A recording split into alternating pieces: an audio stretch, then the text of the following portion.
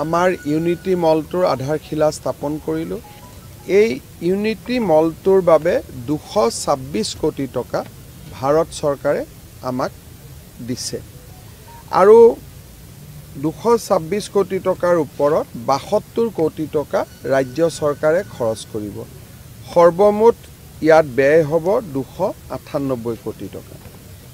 36খন ৰাজ্যৰ উপৰিও অসমৰ প্ৰতিখন জিলাৰ বাবে একোটা ৰুম থাকিব, যি ওৱান ডিষ্ট্ৰিক্ট ওৱান প্ৰডাক্ট। মই এটা উদাহৰণ হিচাপে দিলোঁ, এতিয়া যেতিয়া ডিব্ৰুগড়ৰ পৰা স্থল হ'ব, ডিব্ৰুগড়ে ইয়াতে চাহ আৰু চাহৰ লগত জড়িত বিভিন্ন সামগ্ৰী প্ৰদৰ্শন কৰিব। বাক্সা জিলাৰ পৰা যি প্ৰদৰ্শনী আহিব, তেওঁলোকে মৌ-মাখি বা বিভিন্ন ধৰণৰ সম্পদসমূহ দেখুৱাব। চ' যি জিলাত যি সম্পদ, ওৱান ডিষ্ট্ৰিক্ট ওৱান প্ৰডাক্ট, আৰু সেই জিলাৰ থলুৱা কাৰিকৰীসকলে প্ৰস্তুত কৰা সামগ্ৰীসমূহ ইয়াত বিক্ৰী হ'ব। তাৰমানে এটা হ'ল ষ্টেট এম্পৰিয়াম, এটা হ'ল ডিষ্ট্ৰিক্ট এম্পৰিয়াম। তাৰ লগত বিভিন্ন ৰাজ্যৰ পৰা মাজে মাজে প্ৰদৰ্শনী আহে। ইয়াতে তেওঁলোকৰ থকা খোৱাৰো ব্যৱস্থা থাকিব আৰু প্ৰদৰ্শনীৰো ব্যৱস্থা থাকিব। সৰু দুটা অডিটৰিয়ামো থাকিব বিভিন্ন সভা সমিতি কৰিবৰ বাবে। আৰু এই ধৰণেই ইউনিটি মলটোৰ কল্পনা কৰা হৈছে। এইটো মোদী ডাঙৰীয়াৰ সপোন। আজি আমি ইয়াতে আৰম্ভ কৰিলোঁ আৰু আমি এইটোত খুব কম সময়ত ইয়াক নিৰ্মাণ কৰিব খুজিছোঁ। অহা বছৰৰ ভিতৰতে আমি ইয়াক নিৰ্মাণ কৰি সম্পূৰ্ণ কৰিম, কাৰণ ইয়াৰ বাবে প্ৰয়োজনীয় পুঁজি ভাৰত চৰকাৰে আমাক ইতিমধ্যে পঠাই দিছে। সেইকাৰণে খুব স্পীডত আমি এই কামটো শেষ কৰিম।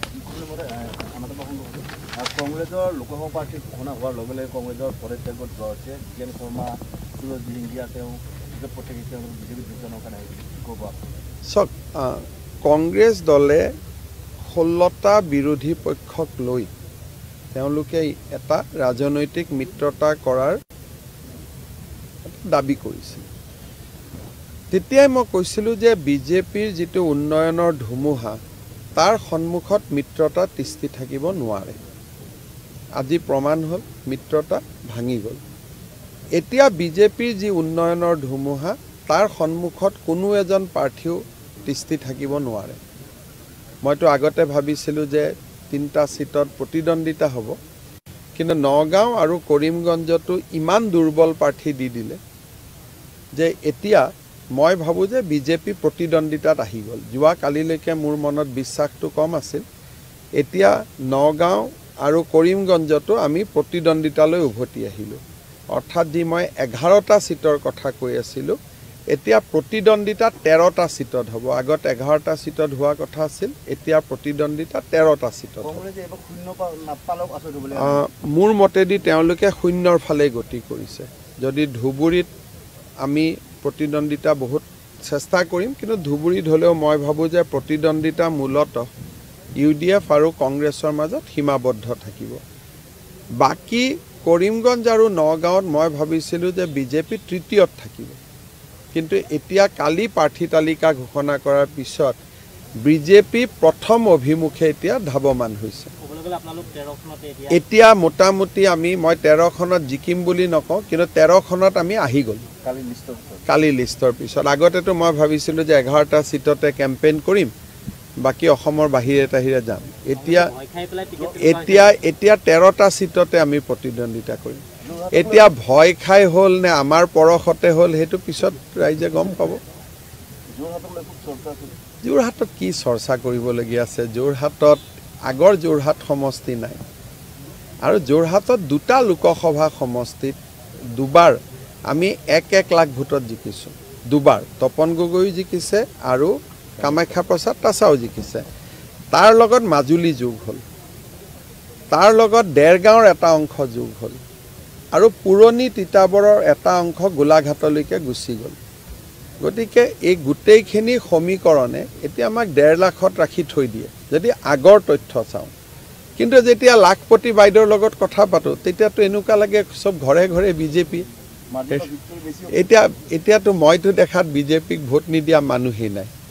কালিয়ে মই যেতিয়া এটা সৰু উদাহৰণ দিলোঁ, যোৱাবাৰ যেতিয়া নটিফাই হৈছিলে, তেতিয়া আমি এয়াৰপৰ্টৰ পৰা মোটামুটি শ্বহীদ দিৱসৰ ইয়াত ফাংচনত আছিলোঁ, মোটামুটি আমি আঁতৰি গৈছিলোঁ পুলিচে ক'লে ছাৰ যাওক দিগদাৰ আছে কিন্তু যোৱাকালি মই শিৱসাগৰত আছিলোঁ ডিমৌত মিটিং মামৰাত মিটিং ৰাইজ এতিয়া উন্নয়নৰ লগত আছে আৰু এজন সফল সংসদৰ কাম নৰেন্দ্ৰ মোদীক গালি পৰা নহয়তো অসমৰ কাৰণে কি আনিব পাৰিলোঁ সেইটোহে ডাঙৰ কথা গতিকে বহুতে সফল সংসদক মোদীক কিমান গালি পাৰিলোঁ সেইটোলৈ মানুহে ভাল পাৰ্লিয়ামেণ্টেৰিয়ান বুলি ক'ব খোজে কিন্তু মোদীক পৰা প্ৰতিটো গালি নিজৰে ক্ষতি হয় নহয়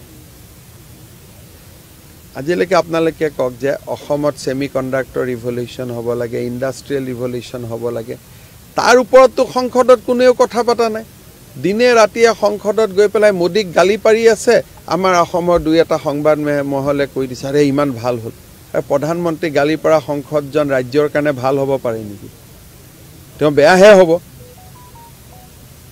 হয় নহয় অসমৰ সমস্যাৰ কথা ক'লে বেলেগ চিঠি লিখে আকৌ কিয় মিয়া মানুহক এভিকশ্যন কৰিছে সেইটো যোৰাটৰ মানে ভাল পাব নেকি গতিকে আমাক সিটটো হাতত তুলি দিয়া ধৰণৰ হৈছে কিন্তু এনিৱে 11টা সিট আগৰ পৰাই আমাৰ লগত আছিল এতিয়াও আছে বাকি দুটা সিট মই ভাবো যে ইলেকশ্যনটো অলপ ইন্টাৰেষ্টিং কৰিলে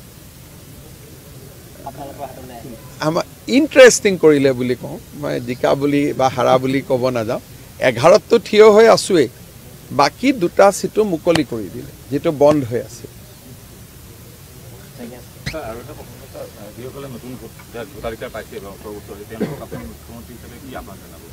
তেওঁলোকে নতুন অসম দেখিছে গতিকে তেওঁলোকক মই আহ্বান জনাব নালাগে তেওঁলোকে আহ্বান জনাব আমাৰ জেনাৰেশ্যনটোতহে অসুবিধা আছে বানপানী হ'লেও আমি মোদীক গালি পাৰোঁ দিল্লীক গালি পাৰোঁ তেল আমাৰ ইয়াত আছে নাই ক'ৰ পৰা তেল পাইছোঁ নাজানো আমি কৈ দিওঁ সম্পদ লৈ গ'ল ভাৰতত কোনো ষ্টেটিষ্টিক্স নাছিল সম্পদ লৈ গৈছে নে আহিছে কোনো পৰিসংখ্যা নাছিল তেনেকে আমাৰ জেনাৰেশ্যনটোৱে আমি পৰীক্ষাত পাছো কৰিলোঁ তেনেকে ভাবি চিন্তি নতুন জেনাৰেশ্যনটোৱে গুগলত চাই থাকে যে ক'ত কি আছে কি নাই গতিকে নতুন জেনাৰেশ্যনটো আমাতকৈ বহুত বেছি তেওঁলোক স্মাৰ্ট তেওঁলোক ইণ্টেলিজেণ্ট আৰু তেওঁলোক আবেগত নাই দে কেন এপ্লাই দেয়াৰ ব্ৰেইন